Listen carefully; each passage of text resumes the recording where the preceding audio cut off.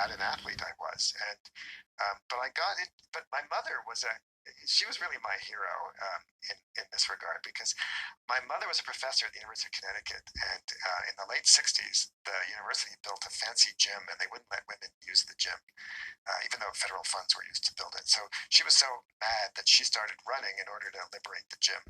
And she couldn't even run a quarter of a mile at first, but that got her hooked, and she eventually became a runner. This is in the late 60s, before the running boom. So I kind of just thought it was normal to run, and that my father started running with my mother, and I just kind of imitated them. And I learned that it kind of kept me from being too hyper. It was kind of form of medicine. So I would go running occasionally, but I wasn't really, a really serious runner. I didn't really go very far. And it wasn't until I started studying the evolution of running, because I was interested in head stabilization, because I was a head guy, I was studying skulls, that I got really interested in this idea that humans evolved to run long distances. And we published a paper in Nature in 2004 entitled Born to Run, that I started really upping my running. And then I started getting invited to marathons, and I started running marathons. But I'm not a great athlete. If you met me, you would not think I was a great athlete.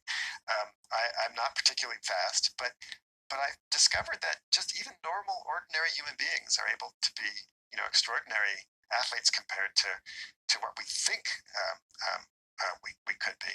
I'm never going to win a race, but it's turned out to be a kind of a wonderful part of my life. But I've also, I think, because of my background, because I'm not a jock and I didn't grow up being very athletic, I think I understand the fact that most people don't love exercise, and they're sick of exorcists. I call them exorcists, people who nag and brag about exercise. I mean, it's just irritating to have people, tell you, how much they run or how much they lift and how much you ought to True. do it. A lot of us recoil from that, and I don't think that that's been particularly helpful.